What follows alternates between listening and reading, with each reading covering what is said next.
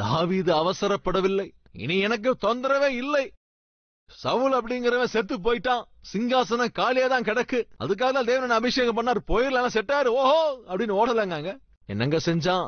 அவன் ஜெபம் பண்ணிட்டு தேவனோட பர்மிஷனை கேட்கிறான். என்ன பண்ண சொல்றீங்க? எந்த இடத்துக்கு போக சொல்றீங்க? யூதா தேசத்துக்கு போக சொல்றீங்களா? போய் எங்க போ சொல்றீங்க ஆண்டவரே? எப்ரோன் அப்படிங்கிற அந்த பட்டணத்துக்கு நீ போ.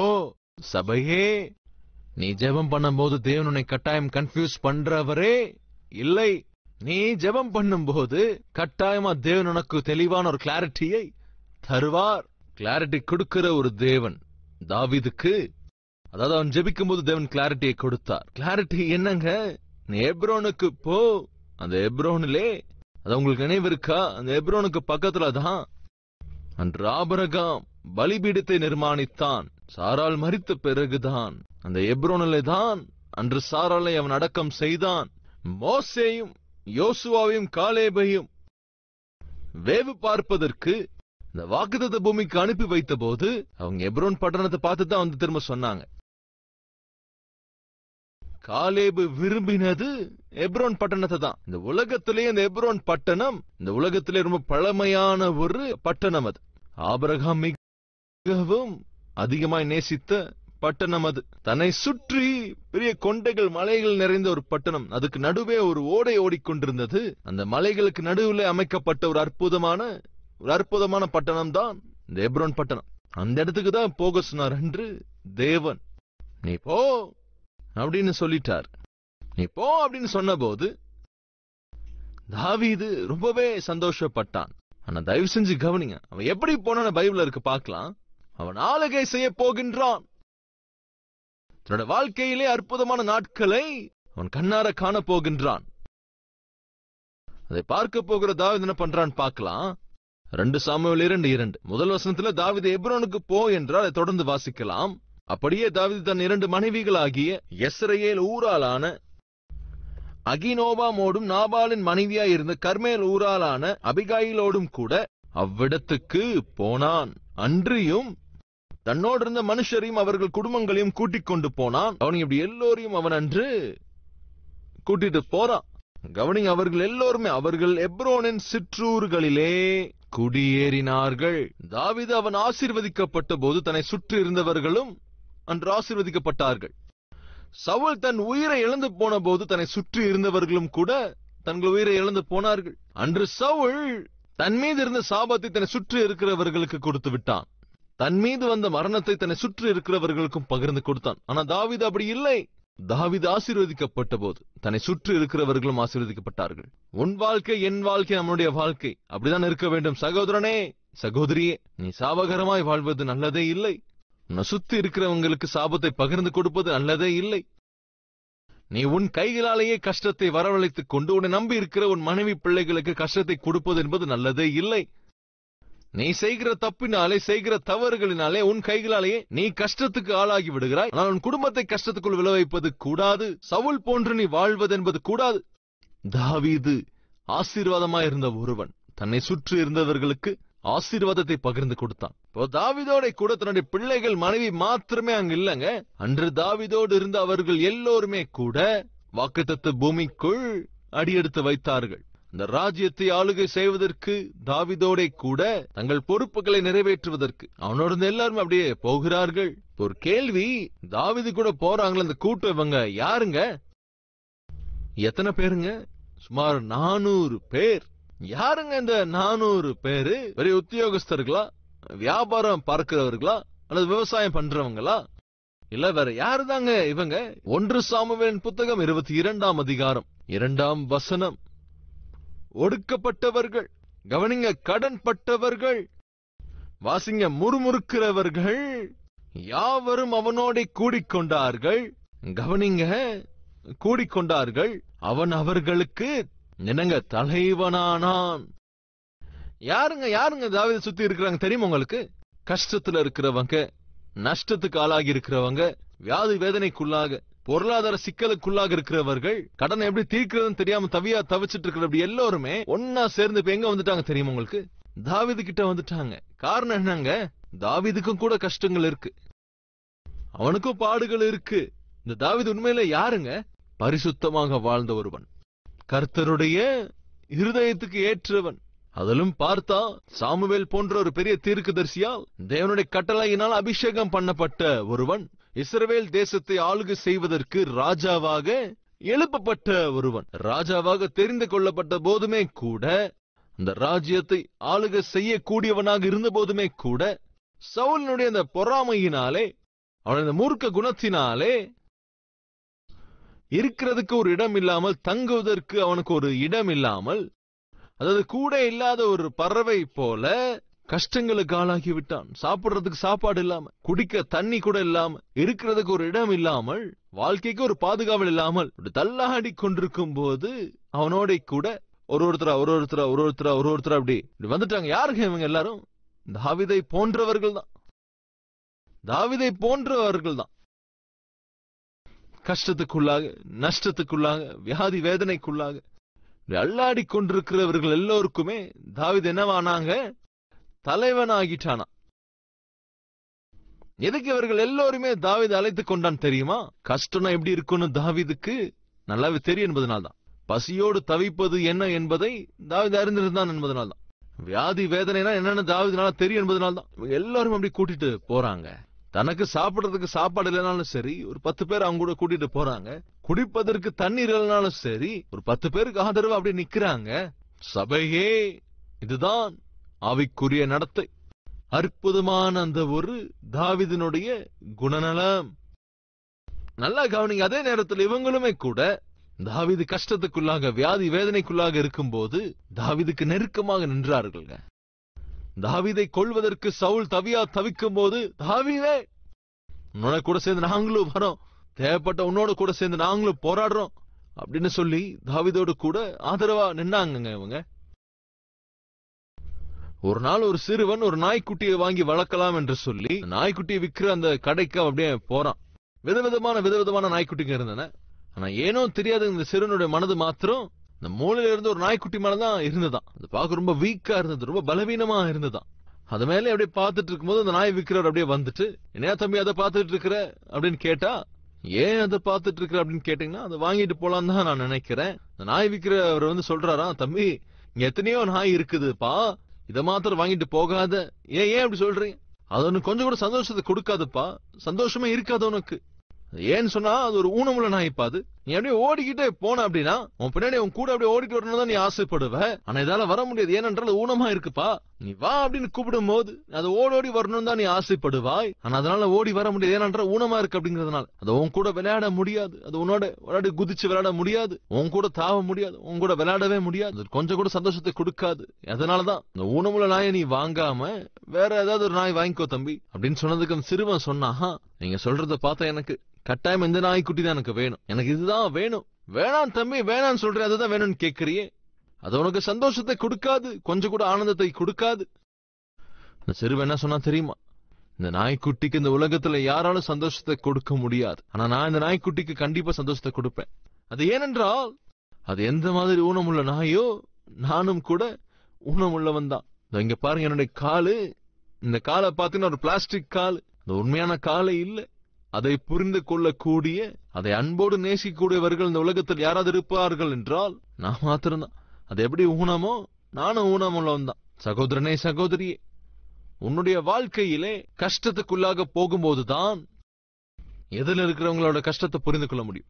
கவனி, நீ பசியால் தவிக்கும் போதுதான் எதிரில் இருக்கிறவங்களோட பசி கஷ்டம் உனக்கு நல்லாவே தெரியும். உன்னை யாராவது தவறாக புரிந்து கொள்ளும் போதுதான், எதிரில் இருக்கிறவங்களை யாராவது தவறாக புரிந்து கொள்ளும் போது அவங்க கஷ்டம் உனக்கு நல்லாவே புரியும். நீ காரணமே இல்லாமல் காயப்படும் போதுதான் எதிரில் இருக்கிறவங்க காயப்படும் போது அவங்கள உன்னால புரிஞ்சு கொள்ள முடியும். சில சந்தர்ப்பங்களிலே தேவன் எதற்காக உன் வாழ்க்கையிலே உன்னோட பர்மிஷனே இல்லாமல், அது கஷ்டமாக இருக்கலாம், அல்லது வியாதியாக இருக்கலாம், அல்லது வேதனையாக இருக்கலாம், அல்லது நஷ்டமாக இருக்கலாம், அல்லது கவனிங்க அவமானமாக இருக்கலாம். எதற்காக தேவன் உன் வாழ்க்கையில இவைகளை அனுமதிக்கிறார் என்றால், உன்னை சுத்தி இருக்கிற இந்த சமுதாயத்தில் இதே மாதிரி அநேகம் பேர் இருக்கிறார்கள். அவர்களுக்கு இருக்கிற பெரிய பிரச்சனை தெரியுமா உங்களுக்கு? என்னை யாருமே புரிஞ்சு கொள்ள மாட்டேங்கிறாங்களே, என்னை யாருமே புரிஞ்சுக்க மாட்டேன்றாங்களே என்று அந்த மாதிரி கஷ்டப்படுகிறவர்களுக்கு நீ நெருக்கமாக இருப்பதற்கு ஆதரவாக நிற்பதற்கு, அவர்களுக்கு கூட நிற்பதற்கு. அவர்களுடைய கஷ்டம் உனக்கு ஒருவேளை புரியாவிட்டால் நீ அவர்களை புரிந்து கொள்ள மாட்டாய் என்பதனால்தான் தேவனுடைய அநேகம் பேருக்கு உன்னை ஆசீர்வாதகரமாய் ஆதரவாய் வைப்பதற்காகத்தான் இன்று தேவனுடைய சில கஷ்டங்களுக்குள்ளாக அவர் கொண்டு போகின்றார். உன்னை கஷ்டப்படுத்துவதற்காக இல்லை, அநேகம் பேருக்கு உன்னை ஆசீர்வாதகரமாய் ஆதரவாய் மாற்றுவதற்காகத்தான் உன் வாழ்க்கையில தேவன் சில கஷ்டங்களை அவர் அனுமதிக்கின்றார். அதை புரிந்து கொண்டால் எவ்வளவு நலமாக இருக்கும். தாவீது அதை புரிந்து கொண்டான். இன்று நான் கொண்டிருக்கிற இந்த கஷ்டங்கள், சிரமங்கள், வியாதி, வேதனைகள், இது அநேகம் பேருக்கு, அதாவது என் வாழ்க்கையை ஆசீர்வாதகரமாய் இருப்பதற்கு தேவன் அனுமதித்திருக்கிறார். எனவே என்ன செய்யறான்? கஷ்டத்துக்குள்ளாக அவன் போன போதும் கூட ஒரு 400 பேரை கூட கூட்டிக் கொண்டான். அவர்களுக்கு நெருக்கமாக நின்னான். அவர்களுக்கு ஒரு அண்ணனாக அவன் நின்னான். அவன் என்னங்க செஞ்சான்? அவர்களுக்கு நெருக்கமாக நின்று பாதுகாவலை கொடுத்தான். இப்பொழுது தேவன் தாவீதை மகாராஜாவாக உயர்த்தும் போது அவன் என்ன செஞ்சான் தெரியுமா உங்களுக்கு? தனக்கு நெருக்கமாக இருந்தவர்களை விட்டு விலகலங்க. அவன் தான் தனியாராக இருக்கும்போது தனக்கு நெருக்கமாக இருந்தவர்களை அவன் விட்டு விலகலங்க. அவர்கள் பட்சமாய் நன்றி அறிதலோடு கூட அவன் வாழ்ந்ததனால் தான் அவன் உயர்த்தப்படும் ஒரு நாள் வரும்போது தன்னோட கூட இந்த கஷ்டத்துல பங்கெடுத்தவர்களை அவன் என்னங்க செய்யறான்? இப்போ அப்படியே கூட்டிட்டு போற. இதுதான் அற்புதமான ஆவிக்குரிய நடத்த. தயவு செஞ்சு கவனிங்க. சதீஷ்குமாரா இருக்கலாம், நீங்களா இருக்கலாம், நாமா இருக்கலாம். இந்நாளிலே இந்த நிலைமைக்கு நாம வர வேண்டும் அப்படின்னா பிறந்ததிலிருந்து இன்று வரைக்கும் நம்மை போஷிப்பதற்காக, நமக்கு பாதுகாவல நிற்பதற்காக, நமக்கு நெருக்கமாக நிற்பதற்கோ, நமக்கு ஆதரவு நிற்பதற்கோ அநேகம் பேரை தேவனவர் தெரிந்து கொண்டிருக்கிறார். அதுல சில பேர் நம்மளை போஷிப்பாங்க, அதிலும் சில பேர் நமக்காக அவர்கள் ஜெபிப்பார்கள், அதிலும் சில பேர் நமக்கு நெருக்கமாக நிற்பாங்க, சில பேர் தங்களோட உதவி கரத்தை நீட்டுவாங்க, அதிலும் சில பேர் முதுக தட்டி கொடுப்பாங்க, அதுல சில பேர் சில அட்வைஸ் கொடுப்பாங்க, அதிலும் சில பேர் நமக்கு வழியை அவங்க சொல்லிக் கொடுப்பாங்க. இன்று நீயும் நானும் என்னவா இருக்கிறோமோ இந்த நிலைமைக்கு நம்மளை கூட்டிக் கொண்டு வருவதற்கு தேவன் நம் வாழ்க்கையில் அநேகம் பேரை இன்று அவர் பயன்படுத்தி இருக்கிறார். அவர்களை மறந்து போவது நல்லதே இல்லை. நன்றி அறிதலோடு அவர்களுக்காக வாழ்வது என்பது அதுதான் நியாயம். அதுதான் தான் சபையே. உன்னுடைய வாழ்நாளிலே, உன்னுடைய வாழ்க்கை பிரயாணத்திலே உனக்கு உதவி செஞ்ச, உனக்கு நெருக்கமாக நின்ன யார் ஒருவரையும் மறந்து போயிடாதீங்க. தாவீது நமக்கு கத்துக் கொடுக்கிற பாடம் அதுதான். அந்த என்னவோங்க, நம்ம சூழ்நிலை கொஞ்சம் மாறிட்டா, கொஞ்சம் நிலைமை எல்லாமே கொஞ்சம் மாறிட்டா போதும், எல்லாம் வெறும் எல்லாரையுமே மறந்து போயிருவோம். என்னால் இந்த நிலைமைக்கு, இந்த ஸ்தானத்துக்கு நம்ம வந்து சேர்வதற்கு யார் யாரெல்லாம் உதவி செஞ்சாங்களோ அவங்களை உண்மையில நம்ம கண்டுகொள்ளவே மாட்டோம். தயவு செஞ்சு கவனிங்க. சுமார் 35 ஆண்டுகளுக்கு முன்பு, எத்தனை வருஷங்க? 35 வருஷத்துக்கு முன்னாடி. அப்போ என்னோட வயது 16 வயது. 30-35 வருஷத்துக்கு முன்னாடி என் வயசு ஒரு 16 வயசு இருக்குங்க. அப்போ ஏதோ ஒரு அளவுக்கு கொஞ்சம் ஆவிக்குரியவனா, கொஞ்சம் அப்படியே கொஞ்சம் ஆவிக்குரிய விதத்தில் தள்ளாடிட்டு தான் இருந்தேன். அந்த அளவுக்கு நான் வாழ்ந்து கொண்டிருக்கும் போது யாரோ சொல்றாங்க, குறிப்பிட்ட இந்த அம்மா கிட்ட நீங்க ஜபித்தா, அதாவது ஜபம் பண்ற தாய் கிட்ட நீங்க போனீங்கன்னா கட்டாயம் ஆவிக்குரிய விதத்துல பலன் அடைவீர்கள் அப்படின்னு சொன்னப்போ நான் அந்த ஜபம் பண்ற தாய் கிட்ட நான் போனேன். அவர்கள் ஜபிக்கும் போதுதான் எனக்குள்ள ஒரு விதமான ஒரு உத்வேகம் கிடைச்சது. அவர்கள் ஜெபிக்கும் போதுதான் அந்த ஜெபத்தினாலே நான் இழந்து போன ஆவிக்குரிய குணம் எல்லாத்தையும் நான் அப்படியே திரும்ப பெற்றுக்கொண்டேன். அவங்க பிரசங்கம் பண்ணலங்க, அவங்க ஜெபம் மாத்திரமே செஞ்சாங்க. அந்த ஜெபம் தான் மறுபடியும் எனக்குள்ளே ஒரு உத்வேகத்தை வரவழைத்து ஆண்டவருக்காக வாழ வேண்டும் அப்படிங்கிற ஆசையோடு என்னை வளர்த்தது. எப்பங்க நடந்த இந்த காரியம் சொல்லுங்களேன் ஒரு விஷயம். நீங்க 35-36 வருஷத்துக்கு முன்னால உங்களுக்கு விஷயம் தெரியுமா? உங்களுக்கு நான் கொஞ்சம் ஸ்திரப்பட்ட அந்த நாளிலிருந்து இன்றைக்கு வரைக்கும் ஒவ்வொரு நாளும், அதாவது 25 ஆண்டுகளாக ஒவ்வொரு நாளுமே அந்த தாய்க்கு தனிப்பட்ட முறையில் என் காணிக்கை அனுப்புவேன். எத்தனை வருஷங்களாகங்க சொல்லுங்களேன்?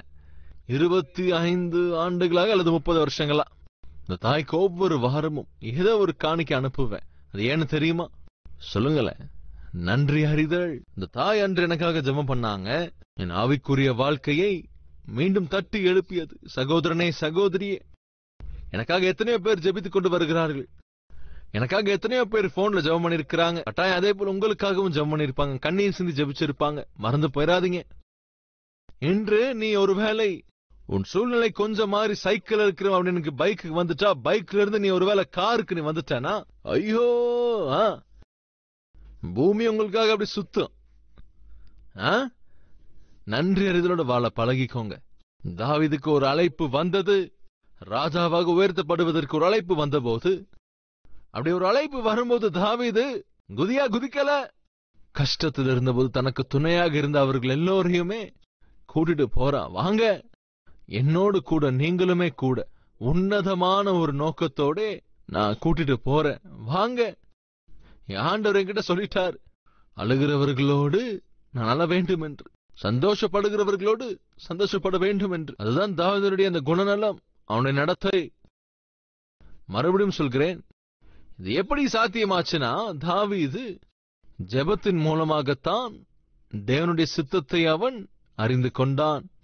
யோனா நினிவேக்கு போகவில்லை, தர்ஷீஷுக்கு போக முயற்சி பண்ணி உயிருக்கு ஆபத்தை கொண்டு வந்து விட்டான்.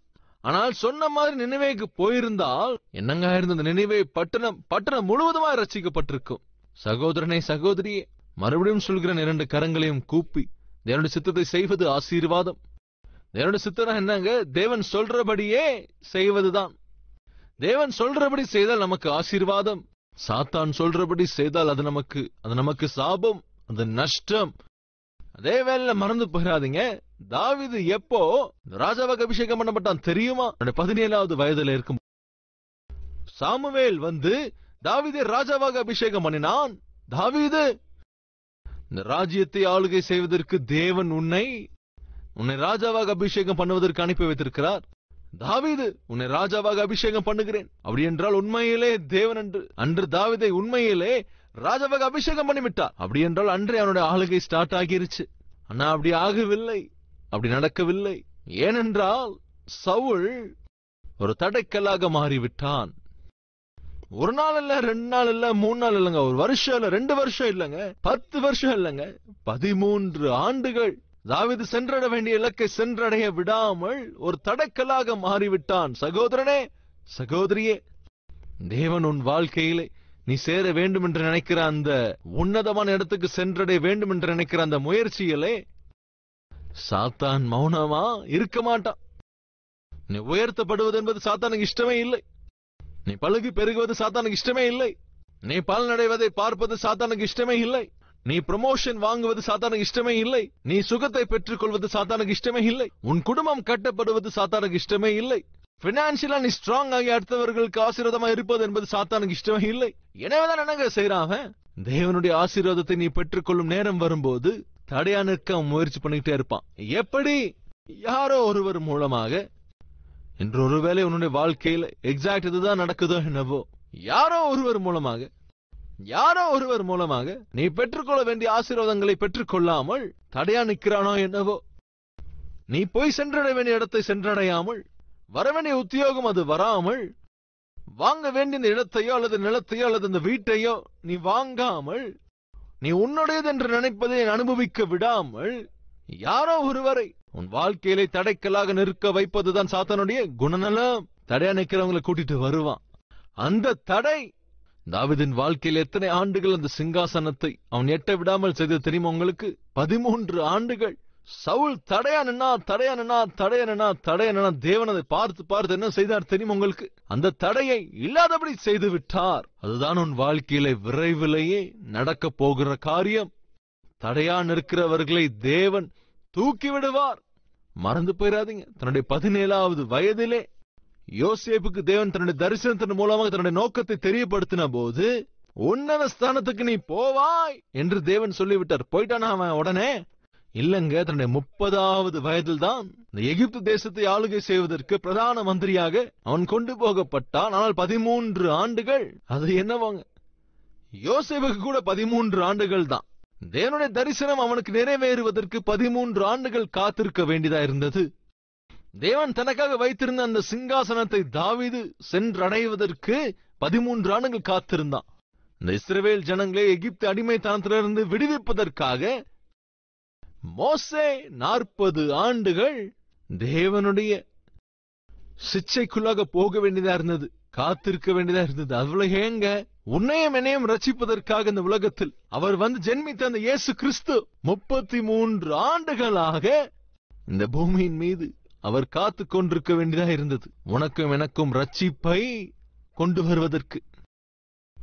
ஆப்பிள் போன் அப்படின்னு சொல்றாங்கல்ல, இன்று உன் கைக்குள்ளாக இருக்கிற அல்லது நீ வாங்கிக் கொள்ள வேண்டும் என்று நினைக்கிற ஆப்பிள் போன் இந்த நிலைமைக்கு நீ வருவதற்கு 40 ஆண்டுகள் ஆகி இருக்கிறது. அமேசான் அமேசான் அமேசான் அப்படின்னு சொல்றோம்ல. இன்று இந்த அமேசான் உலகத்தின் மூலை முடுக்கு போவதற்கு 28 ஆண்டுகள் ஆகி இருக்கிறது. டெஸ்லா டெஸ்லா டெஸ்லா அப்படின்னு சொல்லிட்டு இருக்கிறோம். ஒரு பிரத்யேகமான ஒரு கார் அது. இந்த உலகத்தில் அந்த கார் அதிகமாக விற்கப்படுகிற காராக அல்லது விருப்பப்படுகிற ஒரு காராக மக்கள் அப்படி எண்ணுவதற்கு 18 ஆண்டுகளாக காத்திருக்க வேண்டியதா இருந்தது. பேஸ்புக் பேஸ்புக் பேஸ்புக் அப்படின்னு சொல்லிட்டு இருக்கிற என்று பேஸ்புக் இந்த உலகத்தில் எல்லா பக்கம் சென்றடைவதற்கு 18 ஆண்டுகள் ஆகிவிட்டது. சகோதரனே சகோதரியே, இது எதுவுமே கூட இவர்கள் நினைச்ச மாதிரி அந்த நேரத்துக்குள் சென்றடைவது முடியவே முடியாது. அப்படின்னா என்ன புரிஞ்சுக்கணும்னா, தேவன் வாழ்க்கையில எதை செய்ய வேண்டும் என்று நினைக்கிறாரோ அதை அவர் கட்டாயமாக செய்வார். அப்படி செய்கிற அந்த முயற்சியிலே என்னவாக தேவனை உயர்த்த போகிறாரோ, எந்த அளவுக்கு தேவனை அவர் கட்டாயமாக உயர்த்த போகின்றாரோ, அப்படி அவர் உயர்த்த வேண்டும் என்று நினைக்கிற ஸ்தானத்துக்கு நீ போக வேண்டும் என்றால் சில தடைகளுக்குள்ளாக போக வேண்டும். அந்த நிலைமைக்கு நீ நியாயமா இருக்கணும் அப்படின்னா உன் வாழ்க்கையில கஷ்டங்களுக்குள்ளாக சிரமங்களுக்குள்ளாக போக வேண்டும். தாவீது அந்த ராஜ்யத்தை ஆளுகை செய்ய வேண்டும் என்றால் எல்லா அனுபவத்துக்குள்ளாக அவன் போக வேண்டும். யோசேப்பு பிரதான மந்திரியாக அந்த ராஜ்யத்தை ஆளுகை செய்ய வேண்டும் என்றால் எல்லா கஷ்ட நஷ்டத்துக்குள்ளாக அவன் போக வேண்டும். உங்களுக்கு ஒரு விஷயம் தெரியுமாங்க, இந்த உலகத்திலே ரொம்ப ஆபத்தான மனிதர்கள் யாருன்னு தெரியுமா உங்களுக்கு? கொஞ்சம் கவனிங்க. டாக்டருக்கு படிச்சுட்டு ஹாஸ்பிட்டலுக்கு போகிறவங்க தான். ஏதாவது புரியுதா புரியலையாங்க உங்களுக்கு? சாதாரணமா அந்த உலகத்தை ரொம்ப ஆபத்தான மனிதர்கள் யார் என்று கேட்டால், டாக்டருக்கு படிச்சுட்டாங்க காலேஜ்ல, இப்ப பிராக்டிஸ் பண்ண ஆரம்பிச்சுட்டாங்க. என்னங்க ஆரம்பிச்சுட்டாங்க சொல்லுங்க? பிராக்டிஸ். இப்ப அவங்க பிராக்டிஸ் பண்ணிக்கிட்டு இருக்காங்க. யார் மீது? தப்பி தவறி நீ அவங்க கிட்ட போயிட்டு ஒன்ன வச்சுதான் பிராக்டிஸ் பண்ணுவாங்க. ஒன்ன வச்சுதான் பிராக்டிஸ் பண்ணுவாங்க. எதை வெட்டக்கூடாது அதை வெட்டிடுவாங்க. அப்பதான் நீ அப்படியே போயிருவ. ஓஹோ, இப்படி வெட்டக்கூடாது, அதான் போயிட்டாரு. எப்படிங்க தெரியும் அவங்களுக்கு? உன வெட்டும் போதுதான் தெரியும் அவங்களுக்கு. அதான் பிராக்டிஸ் சொல்றாங்க. ஜாக்கிரதை. என்னங்க புரியுது உங்களுக்கு? என்ன அர்த்தம்னு கேட்டீங்கன்னா, யாராவது உன்னத நிலைமைக்கு அவங்க போகணும் அப்படின்னா என்னங்க வேணும்? முதல்ல ஒரு அனுபவம் வேணும். அந்த அனுபவத்தை பெற்றுக் கொள்வதற்கு மோசேக்கு 40 ஆண்டுகள் ஆகிவிட்டது. ஒரு அற்புதமான தலைவன் ஆவதற்கு. அப்படிதான் மோசே மாதிரி அப்படியே தாவீதுக்கு 13 ஆண்டுகள் ஆகிவிட்டது. அதே மாதிரி யோசேப்புக்கு 13 ஆண்டுகள். அதே போல் பவுல் அற்புதமான ஊழியத்தை செய்வதற்கு 13 ஆண்டுகள் அவன் யாருக்கும் தெரியாத ஒரு இடத்துக்கு போய் தேவனிடத்திலிருந்து மனமாற்றத்தை பெற்றுக் கொள்வதற்கு. இயேசு கிறிஸ்து இந்த பூமியின் மீது 33 ஆண்டுகளாக அவர் இருக்க வேண்டியதா இருந்தது, உனக்கும் எனக்கும் ரட்சிப்பை உண்டாக்குவதற்காக. சபையே தாமதமாகுதுன்னு கவலைப்படாதீங்க.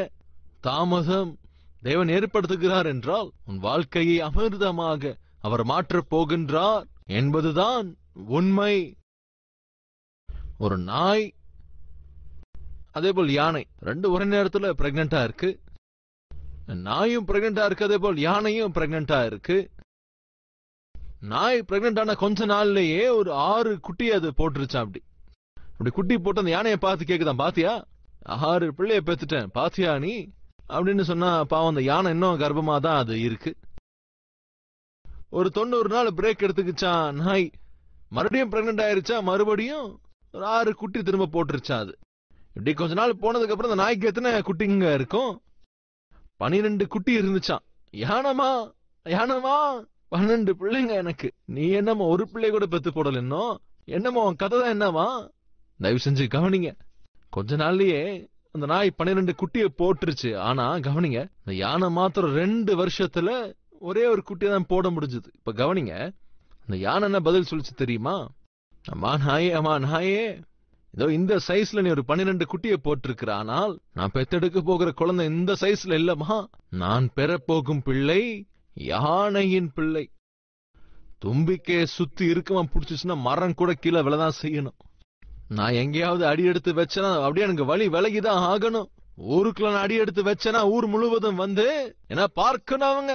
நான் பெறப்போகும் குழந்தை சின்ன குழந்தைதான், ஆனால் கவனி, அது வளர்ந்த பிறகு எதை வேணாலும் செய்யக்கூடிய ஒரு பிள்ளை நான் பெறப்போகின்றேன். எனவேதான் கொஞ்சம் அதிக நாட்களாக நான் காத்து கொண்டு வருகிறேன். தேவன் உனக்கு தரப்போகும் ஆசீர்வாதம் மிக அற்புதமானது என்பதனால்தான், ஊர் முழுக்க வந்து உன்னை பார்க்கும்படியாக தேவன் செய்ய போகிறார் என்பதனால்தான், சகோதரனே சகோதரியே, தாமதமாகிக் கொண்டிருக்கிறது. அந்த தாமதத்தை உன் வாழ்க்கையில் அமிர்தமாக அவர் மாத்தப் போகின்றார். யார்? என் ஆண்டவராகிய இயேசு கிறிஸ்து. இதை நம்புகிறவர்கள் இங்கே இருந்தால் என்னோட கூட இந்த ஜெபத்தில் ஒருமனப்படுகிறீங்களா? இருக்கிற இடத்திலே முழங்கால் படியிடுங்க.